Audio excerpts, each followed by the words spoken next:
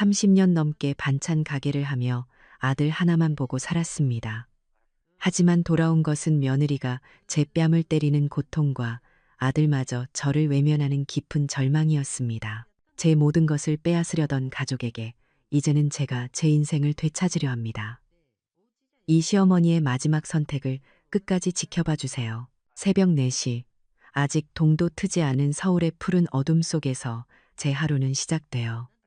킁킁, 코를 찌르는 이 짭조름하고도 달큰한 냄새. 이건 제 인생의 냄새고 제 이름 박하선의 또 다른 이름 같은 거죠.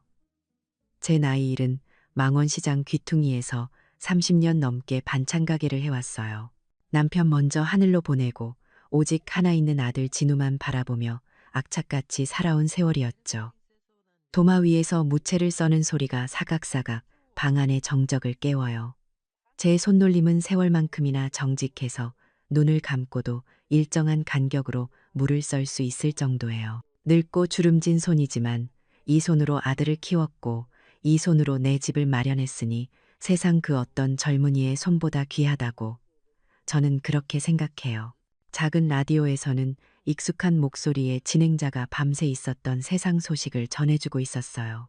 청년 실업률이 또 사상 최고치를 경신했다느니 서울 아파트값이 천정부지로 치솟아 이제는 월급만으로는 어림도 없다는 이야기들.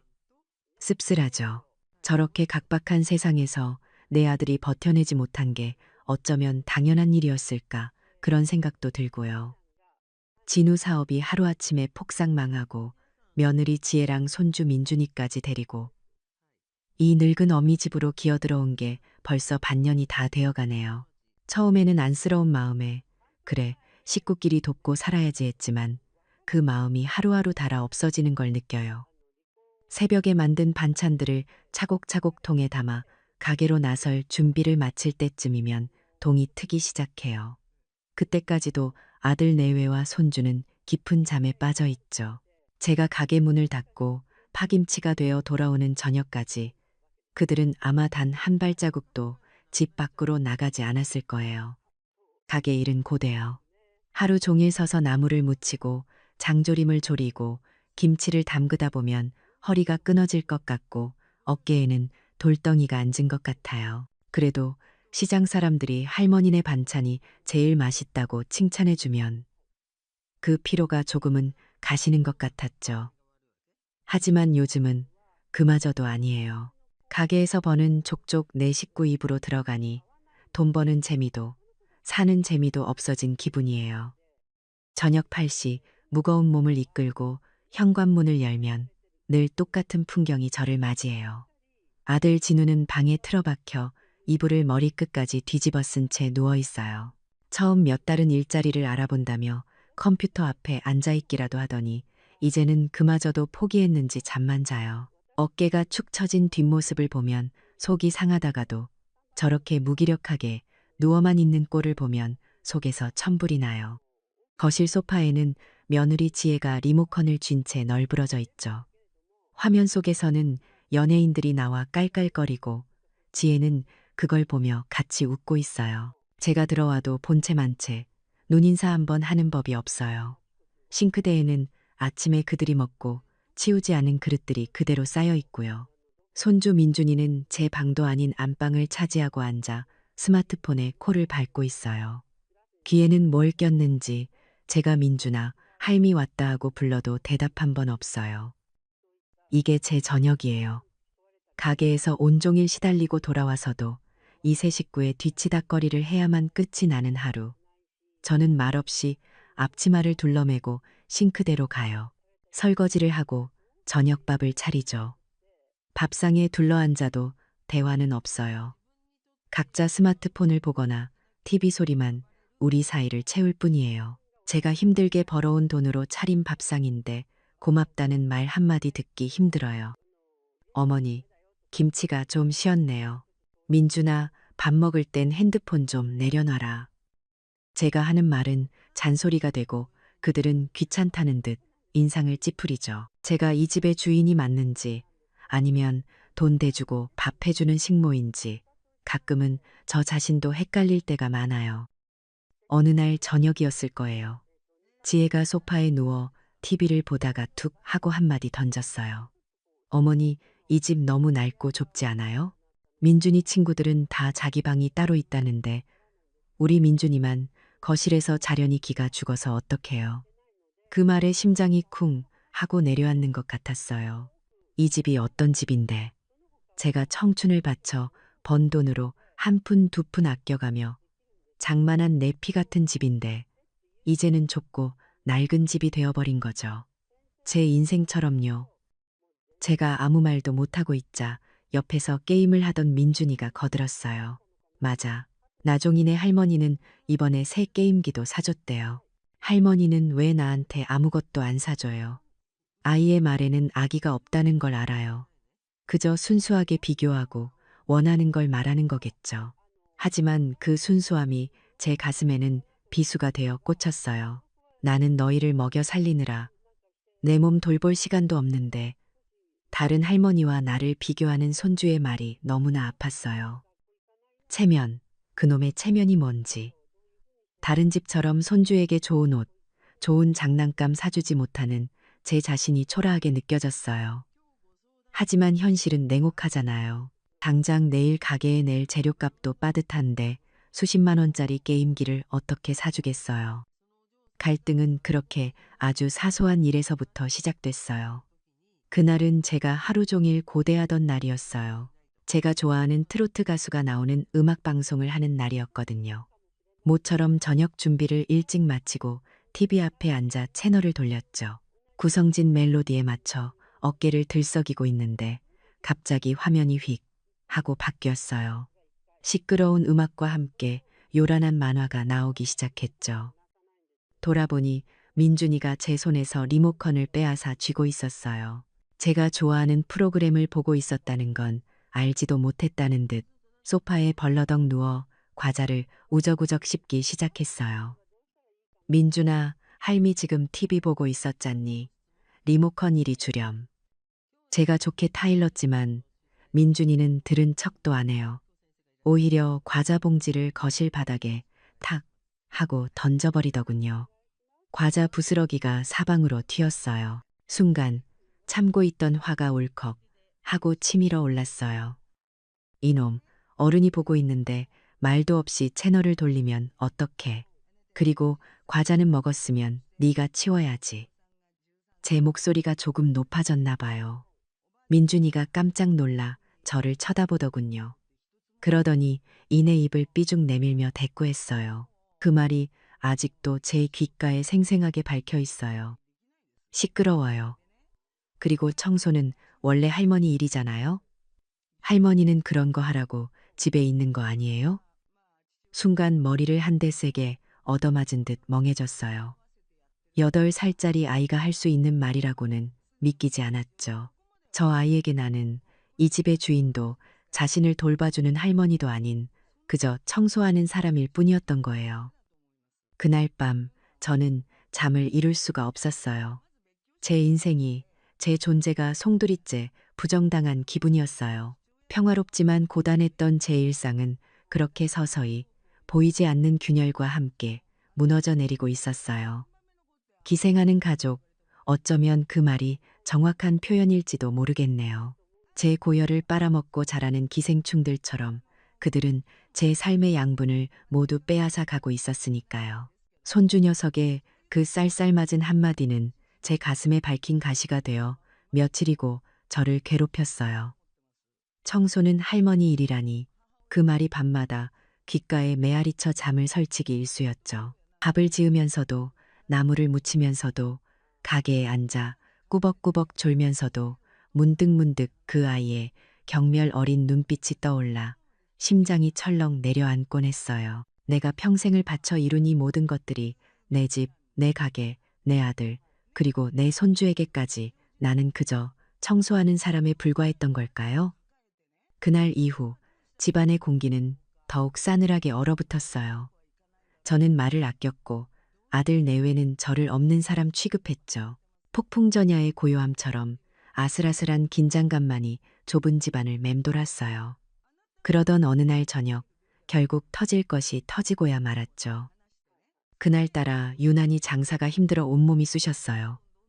퇴근길에 찐빵 가게 앞을 지나는데 김이 모락모락 나는 호빵이 눈에 들어왔어요. 찬바람에 언손을 호호 불며 민준이가 이걸 보면 얼마나 좋아할까 하는 생각에 저도 모르게 지갑을 열었죠. 따끈한 호빵 하나를 품에 안고 집에 돌아왔는데 아니나 다를까 민준이는 또 스마트폰 게임에 빠져 있었어요. 제가 민준아, 할미 왔다. 이거 먹어보렴 하고 호빵을 내밀었지만 아이는 화면에서 눈을 떼지 않았어요. 현란한 불빛과 요란한 소음만이 방 안을 가득 채웠죠. 제가 다시 한번 어깨를 두드리며 불렀을 때였어요. 갑자기 민준이가 쓰고 있던 헤드셋을 벗어던지며 빽 소리를 질렀어요. 아, 진짜. 할머니 때문에 졌잖아. 아이의 얼굴이 분노로 시뻘겋게 달아올라 있었어요. 그러고는 제 손에 들려있던 TV 리모컨을 낚아채 벽으로 던져버렸어요. 플라스틱 조각이 사방으로 튀었죠. 그걸로도 분이 안 풀렸는지 제가 내민 호빵을 손으로 쳐서 바닥에 떨어뜨렸어요. 하얗고 따끈한 호빵이 흙먼지 투성이가 되어 나뒹굴었어요. 그걸로도 모자라 아이는 발로 호빵을 지시겨 밟고는 바닥에 탁 하고 침까지 뱉었어요. 다 할머니 때문이야. 할머니만 없었으면 이겼다고.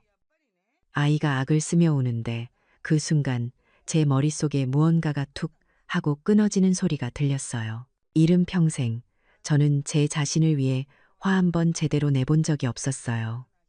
하지만 제 앞에서 악마처럼 변해버린 손주를 보는 순간 더는 참을 수가 없었어요. 저는 민준이의 팔을 붙잡았어요. 이놈, 지금 이게 무슨 버르장머리 없는 짓이야. 어른한테 물건을 던지고 먹을 걸 발로 밟아 당장 할미한테 잘못했다고 싹싹 빌지 못해. 제 딴에는 아이를 훈육하려는 거였어요. 이게 얼마나 잘못된 행동인지 따끔하게 가르쳐줘야 한다고 생각했죠. 그런데 바로 그 순간이었어요. 안방에서 TV를 보던 며느리 지혜가 총알같이 튀어나왔어요. 어머님, 지금 뭐 하시는 거예요? 지혜는 제 손을 거칠게 뿌리치고 민준이를 자기 품에 와락 끌어안았어요. 그러고는 이글거리는 눈으로 저를 쏘아보더군요. 어디 귀한 내 아들한테 손을 대요. 우리의 몸에 상처 하나라도 나면 가만 안 둘 줄 아세요. 저는 어이가 없어서 말이 나오지 않았어요. 예, 내가 손을 대다니? 애가 버릇없이 구는 걸 가르치려던 것뿐이다. 내 눈에는 얘가 한 짓이 안 보여? 제가 바닥에 지시겨진 호빵을 가리키며 말했지만 지혜는 콧방귀를 뀌었어요. 애가 게임하다 스트레스 받아서 그럴 수도 있죠. 그걸 가지고 유나는 늙으면 이래서 안 된다니까 애 하나 이해를 못 해주고. 그 말과 동시에 지혜의 손이 허공을 갈랐어요. 짝 하는 소름 끼치는 소리와 함께 제 왼쪽 뺨에 불이 번쩍 났어요. 세상이 한순간 빙글 도는 것 같았어요. 태어나서 단 한 번도 누구에게 뺨을 맞아본 적이 없었는데 제 아들의 아내에게, 제가 먹여 살리는 며느리에게 뺨을 맞은 거예요. 저는 너무나 큰 충격에 아무 말도 아무 행동도 할 수 없었어요.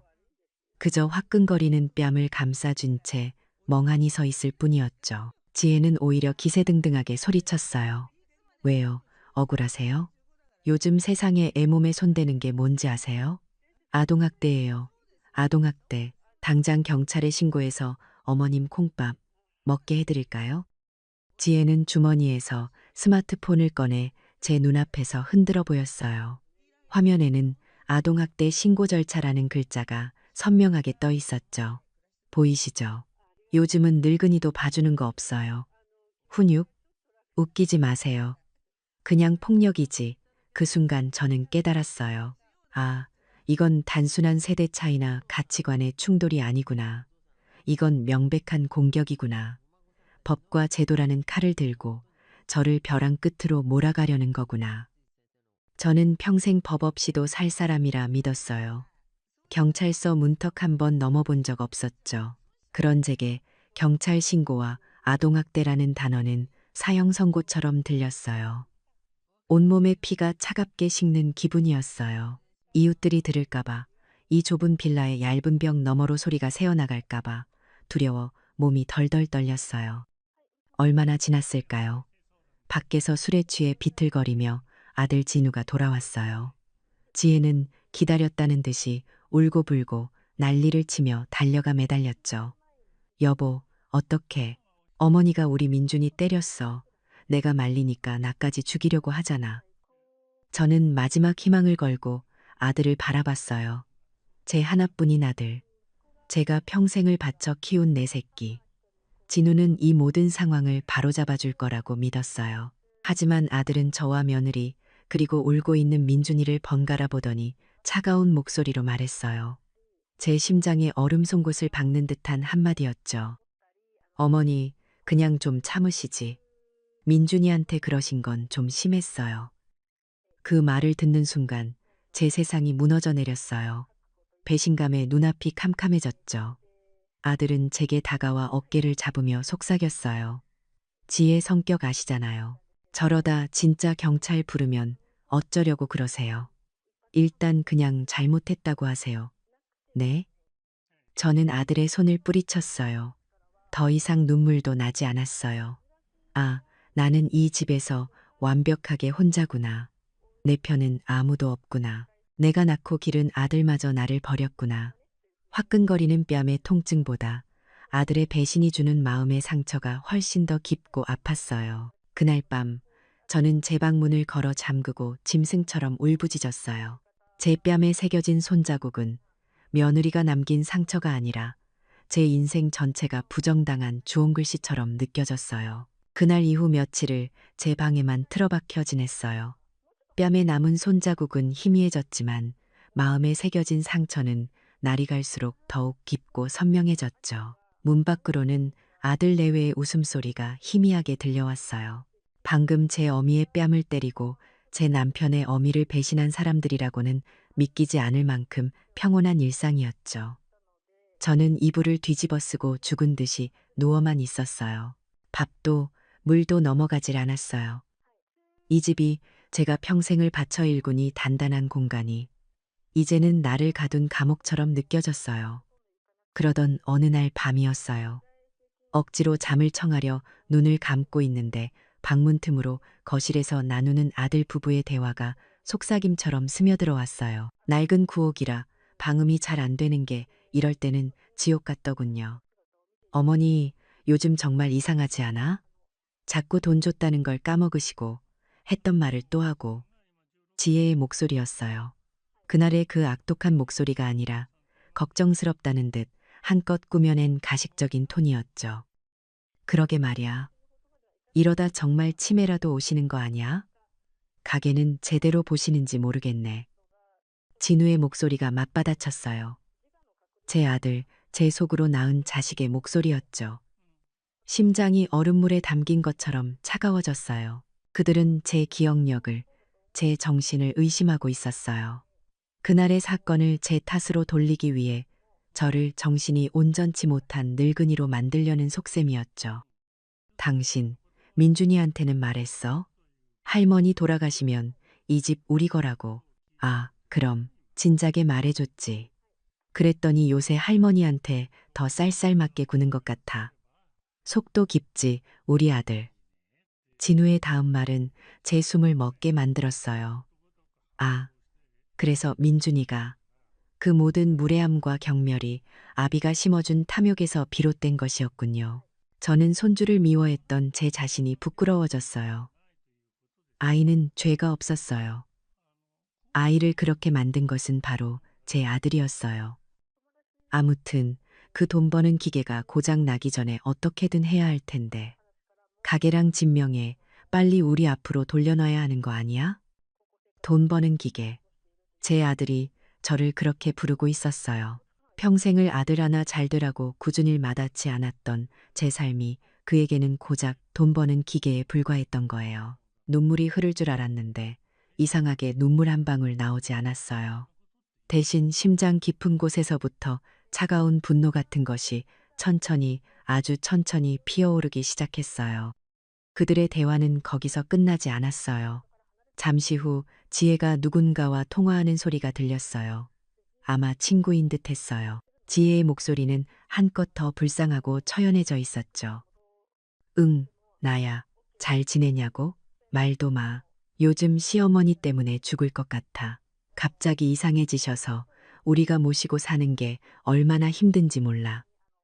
저는 제 귀를 의심했어요. 저렇게 천연덕스럽게 거짓말을 하다니.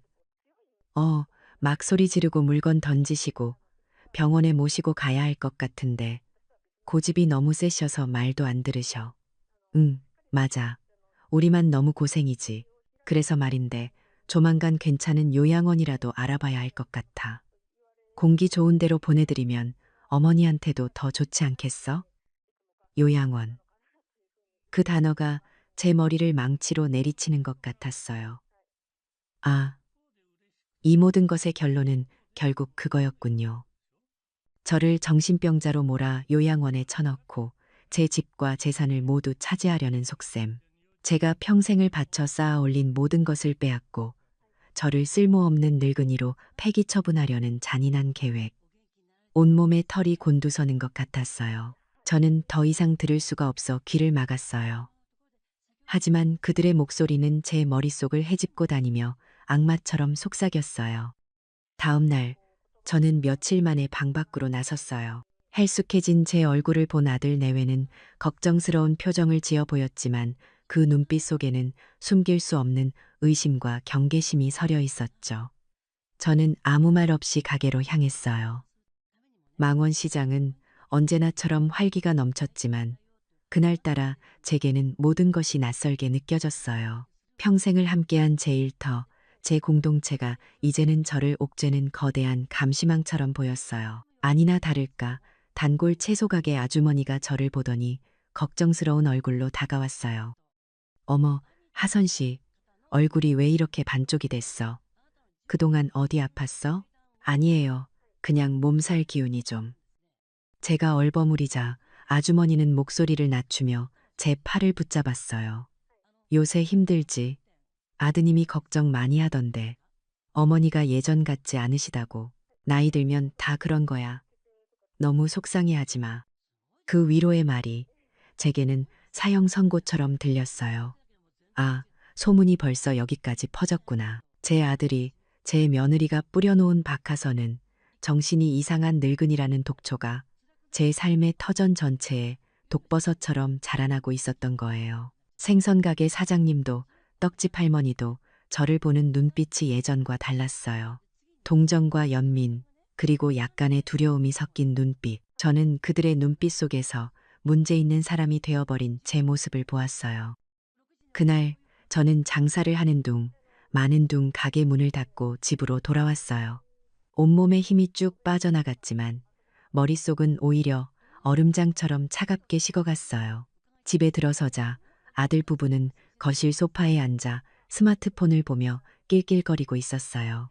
그들의 스마트폰 화면에는 요양원 비용 비교, 치매 초기 증상 같은 글자들이 떠 있었겠죠. 그 순간 저는 더 이상 참을 수가 없었어요. 며칠간 쌓아왔던 모든 슬픔과 배신감, 그리고 차가운 분노가 한꺼번에 폭발했어요. 저는 방문을 박차고 나가 그들 앞에 섰어요. 이 집은 내 집이야. 여기가 어디라고 감히 나를 내쫓을 계획을 세워. 이 짐승만도 못한 것들아.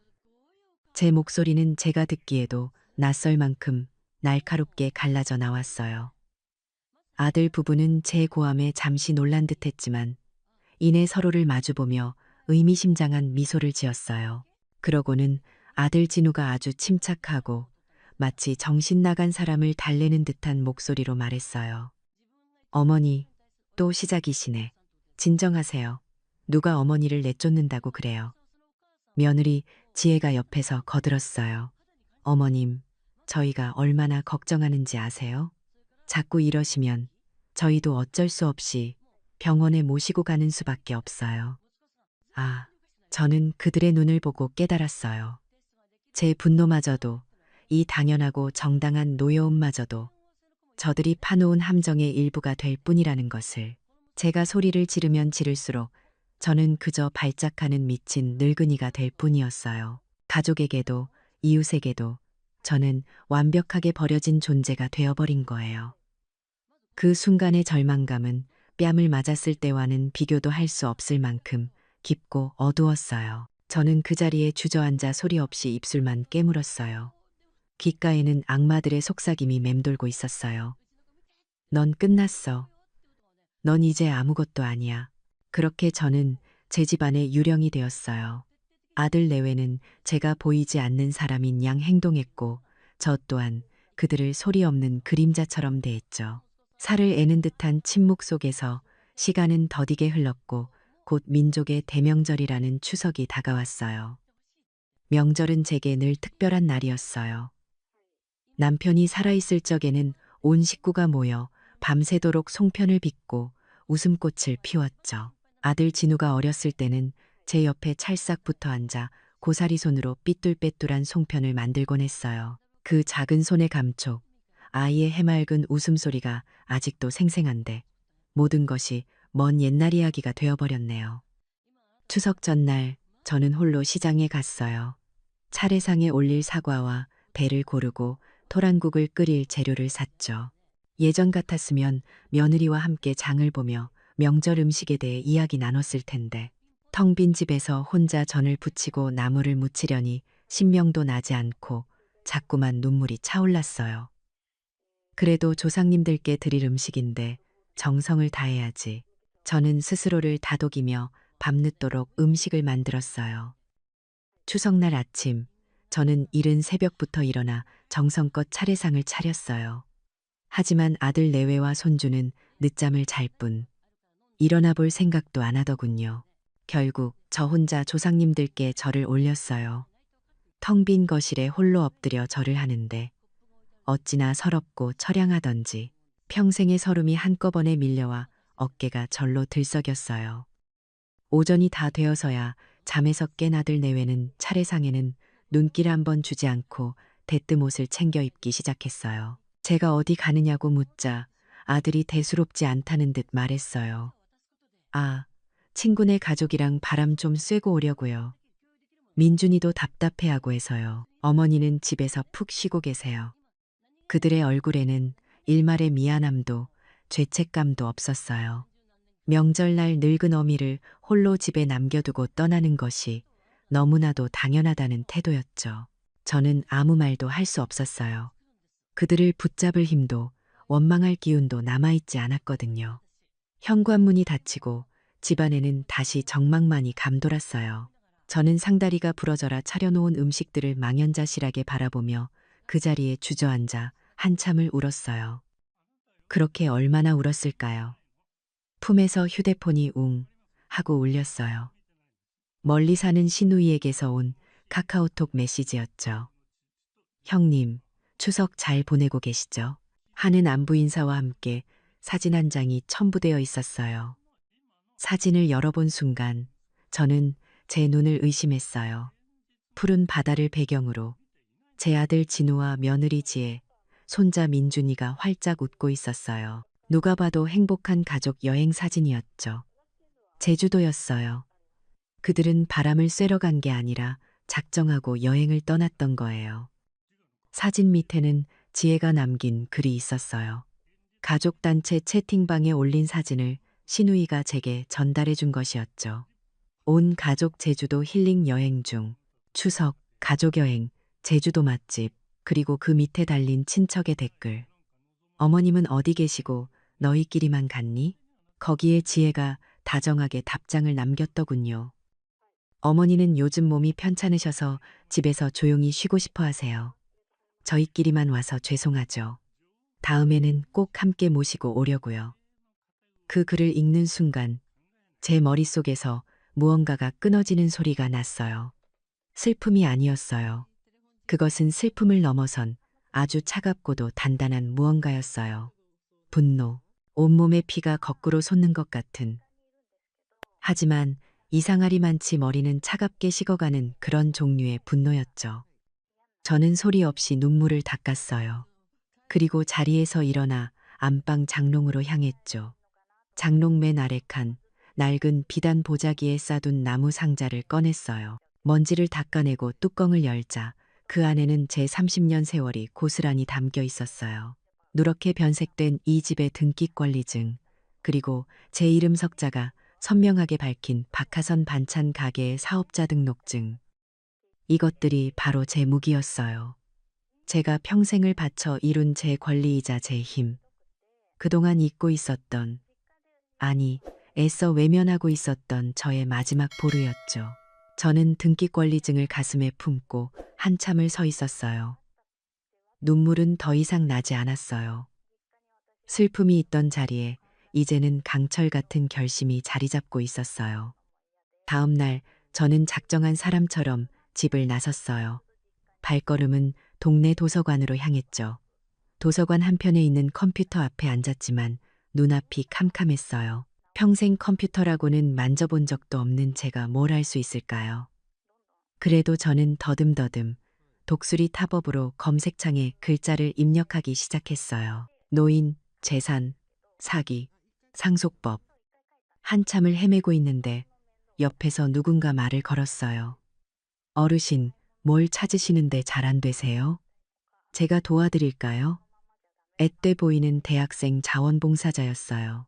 저는 지푸라기라도 잡는 심정으로 그 청년에게 제 상황을 에둘러 설명했어요. 그러자 청년은 안타까운 표정을 지으며 아주 친절하게 여러 가지를 알려주더군요. 어르신, 요즘은 스마트폰으로도 다 찾아볼 수 있어요. 동영상 강의도 많고요. 그리고 구청마다 무료로 법률 상담해주는 곳도 있어요. 혼자 끙끙 앓지 마시고 꼭 도움을 요청하세요. 그 청년의 작은 친절이 꽁꽁 얼어붙었던 제 마음에 작은 온기를 불어넣었어요. 그래, 나는 혼자가 아니야. 세상이 다 내게 등을 돌린 건 아니구나.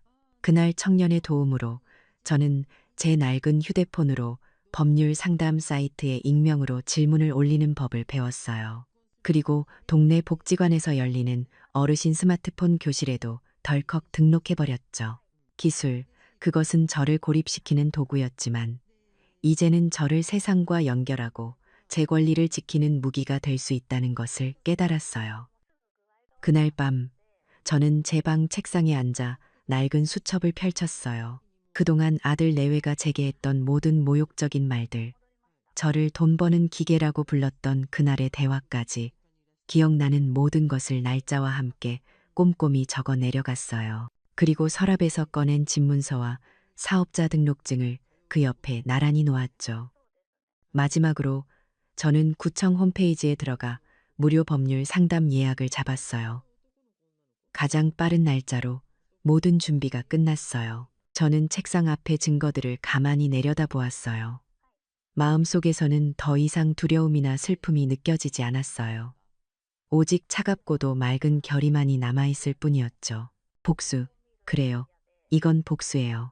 하지만 이건 단순히 그들을 파멸시키기 위한 것이 아니었어요. 이건 제가 제 인생의 주도권을 되찾기 위한, 박하선이라는 한 인간의 존엄성을 지키기 위한 마지막 싸움의 시작이었어요. 구청 민원실 한편에 마련된 작은 법률 상담실은 제게 있어 성역과도 같았어요.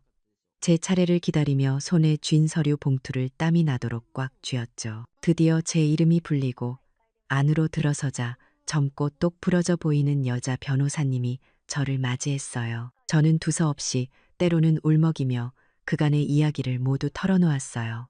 며느리의 뺨, 아들의 배신, 저를 정신병자로 몰아가던 그들의 잔인한 계획까지.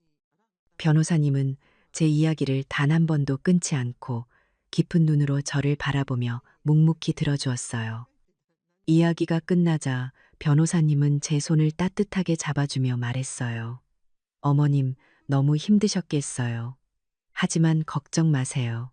어머님께는 모든 권리가 있습니다. 이 집도, 가게도, 어머님의 인생도 모두 어머님 것입니다. 이제부터는 저와 함께 하나씩 제자리를 찾아가시면 돼요. 그 한마디가 제게는 천군만마와도 같았어요. 법이, 제도가, 세상이 드디어 내 편이 되어준다는 생각에 뜨거운 눈물이 솟구쳤죠. 변호사님은 제가 가져간 서류들과 수첩을 꼼꼼히 검토한 후 명확한 계획을 세워주었어요. 집과 가게를 처분하는 절차, 그들이 법적으로 저항할 경우에 대한 대비책, 그리고 제 안전을 보장하기 위한 접근금지 가처분 신청까지 모든 것이 일사천리로 진행되었어요. 부동산 중개인을 만나 집과 가게를 내놓았고 생각보다 훨씬 좋은 조건의 매수자가 나타났죠.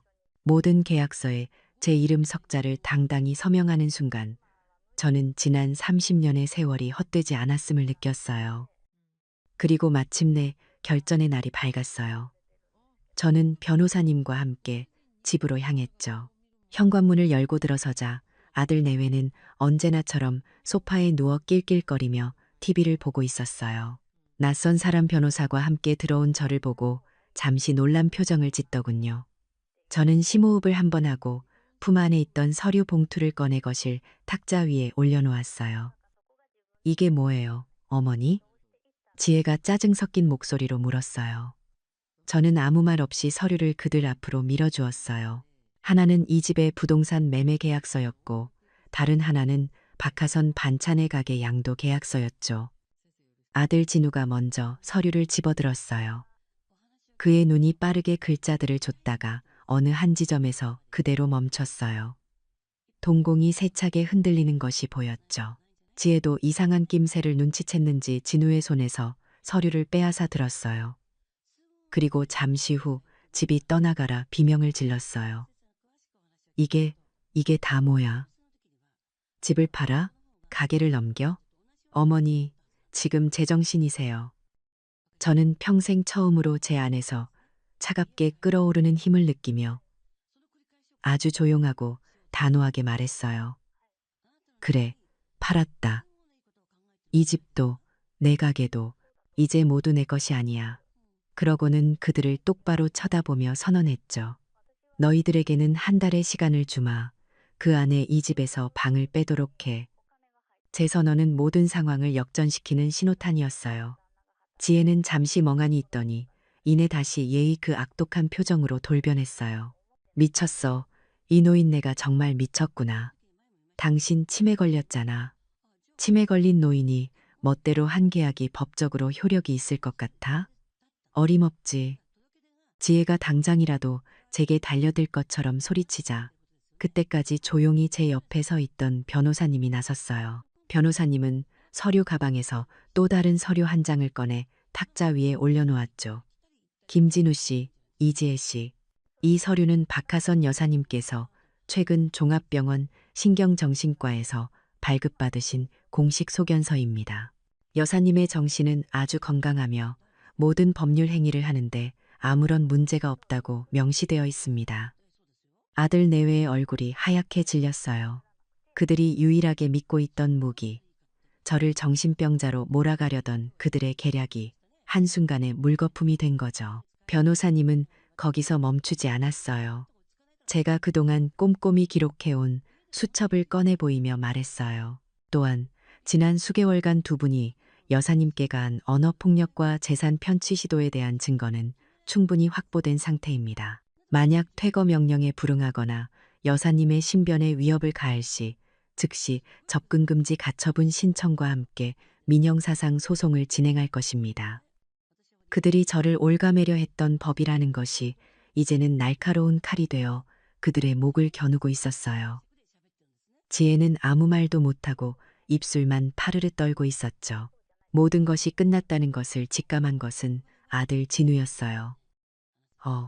어머니. 진우는 비틀거리며 제 앞으로 다가오더니 힘없이 무릎을 꿇었어요. 어머니, 제가 잘못했어요. 제가 정말 죽을 죄를 지었어요. 제발 용서해 주세요. 네. 저희 나가면 길바닥에 나앉아야 해요. 민준이는 어떡하고요? 아들은 제 바짓가랑이를 붙잡고 어린애처럼 엉엉 울며 매달렸어요. 그 모습을 보니 마음 한구석이 아릿하게 저려왔어요. 그래도 제 속으로 낳은 자식인데. 하지만 저는 흔들리지 않았어요. 제 눈에서는 더 이상 눈물도 동정도 흐르지 않았어요. 저는 차갑게 아들을 내려다보며 말했어요. 진우야, 네가 나를 돈 버는 기계라고 불렀을 때 너의 어머니는 이미 이 세상에서 죽었다. 저는 아들의 손을 조용히 뿌리쳤어요. 그리고 너희들이 걱정할까봐 미리 알려주는데 내 모든 은행 계좌는 이미 해지하고 새로운 곳으로 옮겼. 이제 너희들이 손댈 수 있는 내 돈은 단 한 푼도 남아있지 않아. 그것은 제 완벽한 경제적 독립선언이자 그들과의 관계를 완전히 끊어내는 마지막 작별 인사였어요. 그날 이후 소문은 망원시장 전체의 삽시간에 퍼져나갔어요. 처음에는 제가 자식들을 내쫓은 매정한 늙은이라고 수군대던 사람들도 변호사를 통해 진실이 알려지자 모두 제 편이 되어 주었죠. 가게를 새로운 주인에게 인계하기 위해 마지막으로 시장에 나갔을 때 풍경은 완전히 달라져 있었어요. 저를 피하거나 동정하던 눈빛은 사라지고 그 자리에는 경외와 지지가 가득 담겨 있었죠. 특히 저처럼 자식 문제로 소가리를 하던 몇몇 할머니들이 조용히 제게 다가왔어요. 하선 씨, 정말 대단해. 어떻게 그런 용기를 냈어? 나도 사실은. 그들은 제게 자신의 아픈 사연을 털어놓으며 조언을 구했어요. 제 작은 승리가 그들에게는 커다란 희망이자 용기가 되었던 거예요. 저는 복지관에서 배운 실력으로 스마트폰을 꺼내 그 자리에서 단체 카톡방을 만들었어요. 우리 재산은 우리가 지키자라는 이름으로요. 서로 법률 정보를 공유하고 힘든 일을 터놓고 위로하는 우리들만의 작은 연대가 시작된 거죠. 그 순간 저는 깨달았어요. 진정한 승리는 단순히 악을 응징하는 것에서 끝나는 게 아니라는 것을. 나의 승리가 또 다른 누군가에게 희망이 되고 우리가 함께 더 나은 길을 만들어갈 때 비로소 완성된다는 것을요. 제 손에 들린 스마트폰은 더 이상 낯설고 어려운 기계가 아니었어요. 그것은 저와 세상을 그리고 상처받은 우리들을 연결하는 따뜻한 희망의 도구가 되어 빛나고 있었어요. 서울의 잿빛 하늘과 숨막히는 소음은 이제 먼 기억 저편에 있어요. 제가 새로 둥지를 튼 곳은 남쪽 땅, 전라남도 담양의 한적한 시골 마을이었죠. 마당에는 작은 텃밭을 일구고 처마 밑에는 풍경을 달았어요.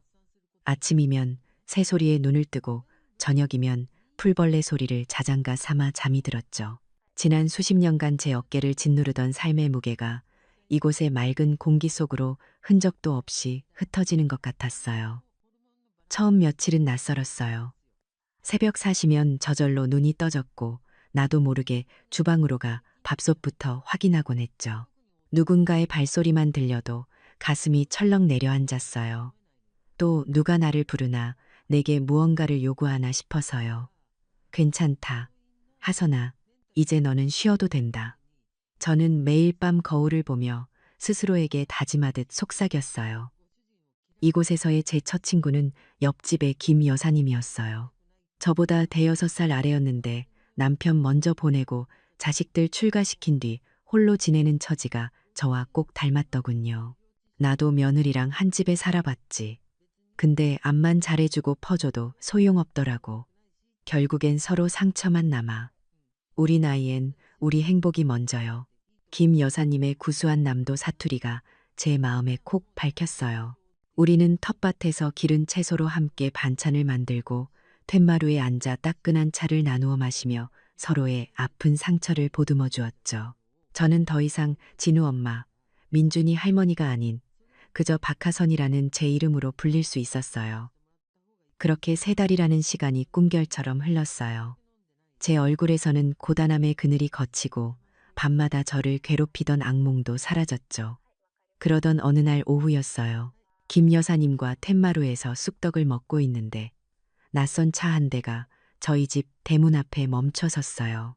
차에서 내리는 두 사람의 얼굴을 본 순간 제 심장이 쿵 하고 떨어졌어요. 먼 길을 달려온 듯 몹시 초췌하고 수척해진 얼굴에 제 아들 진우, 그리고 그 옆에 꼭 붙어선 손자 민준이었어요.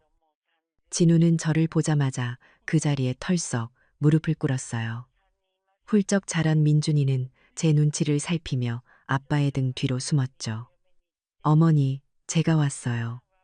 어머니, 진우는 말을 잇지 못하고 마른 땅에 이마를 찌으며 통곡했어요. 그동안 무슨 일이 있었는지 묻지 않아도 알 수 있었어요. 제가 남겨두고 온 돈이 다 떨어지자 며느리 지혜는 진우와 민준이를 버리고 떠났다고 하더군요. 어머니, 제가 다 잘못했어요. 제가 천하의 불효자식입니다. 어머니 말씀대로 저는 사람도 아니었어요. 제발, 제발 저희를 거두어 주세요. 어머니 없이는 저희 둘 다 살 수가 없어요. 아들이 제 발치에 엎드려 우는 모습을 보니 마음 한구석이 칼로 에는 듯 아팠어요. 아무리 모진 세월을 겪었어도 어미는 어미인가 봐요. 하지만 저는 그 손을 섣불리 잡아줄 수가 없었어요. 제 뺨에 남았던 뜨거운 통증과 돈 버는 기계라던 그 차가운 목소리가 아직도 생생했거든요. 저는 조용히 아들을 일으켜 세웠어요. 진우야, 이리 와서 앉거라. 우리는 툇마루에 마주 앉았어요. 저는 따뜻한 차를 한 잔 따라 아들 앞에 놓아주었죠. 네가 나를 찾아올 줄은 몰랐구나. 제 목소리는 이상하리만치 차분했어요. 어머니, 제가 정말 알고 있다. 네가 얼마나 힘들었을지. 하지만 진우야, 어미가 가장 아팠던 게 뭔지 아니? 돈이 없어서도 아니고 몸이 힘들어서도 아니었단다.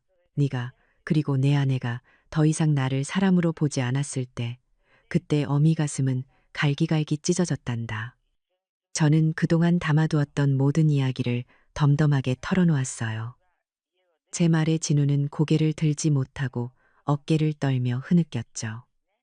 저는 아들의 어깨에 손을 얹었어요. 나는 너를 용서한다.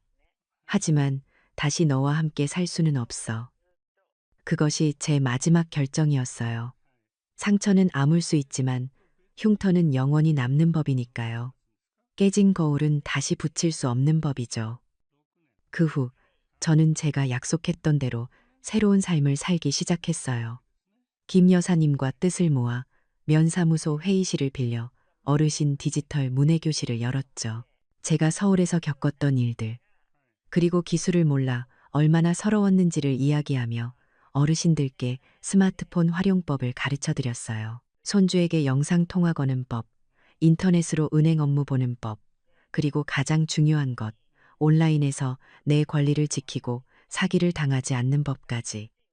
처음에는 서툴러서 애를 먹던 어르신들이 손주와 영상 통화를 하며 한박 웃음을 짓고 스마트폰으로 장을 보며 신기해하는 모습을 볼 때마다 제 마음은 뿌듯함으로 가득 찼어요.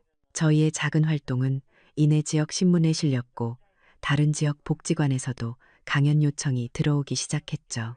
저는 더 이상 반찬 가게 주인이 아니라 누군가에게 희망과 용기를 주는 선생님이 되어 있었어요. 아들에게는 마지막으로 제 지혜를 나누어 주었어요. 진우야, 진정한 가족은 피로 맺어진 인연이 아니라 서로를 존중하는 마음으로 하루하루 만들어가는 것이란다. 저는 아들에게 돈 대신 스스로 일어서는 법을 배우라고 조언했어요. 작은 시골 일이라도 좋으니 내 힘으로 땀 흘려 돈을 벌어보라고. 그리고 민준이에게는 가끔 영상통화를 하자고 약속했죠. 단절이 아닌 새로운 관계, 처벌이 아닌 성장의 기회를 주고 싶었어요. 며칠 후 저는 홀로 담양의 명소인 중록권을 찾았어요. 하늘을 향해 곱게 뻗은 수만 그루의 대나무 숲 사이를 걷는데 바람에 대나무 잎이 서걱이는 소리가 마치 제게 잘했다고, 잘 살아왔다고 속삭여주는 것 같았어요. 대십 사이로 쏟아지는 햇살을 받으며 저는 깊은 평화로움을 느꼈어요. 저는 숲 한가운데 멈춰서서 눈을 감았어요. 그리고 조용히 되뇌었죠. 내 인생은 이제 누구의 것도 아닌 온전히 나의 것이다. 눈을 뜨자 저 멀리서 저를 부르는 김 여사님과 동네 어르신들의 웃음소리가 들려왔어요. 저는 그 소리가 들려오는 쪽을 향해 환한 미소를 지으며 걸어나갔어요. 제 두 번째 진짜 인생이 이제 막 시작되고 있었으니까요. 박하선 할머니의 삶은 진정한 가족이란 혈연이 아닌 존중에서 시작된다는 것을 가르쳐줘요. 평생을 헌신했더라도 자신의 존엄성을 되찾고 온전히 나를 위한 삶을 시작하기에 늦은 때란 없다는 것을요. 가장 큰 용기는 바로 나 자신을 지키는 것에서부터 나오거든요.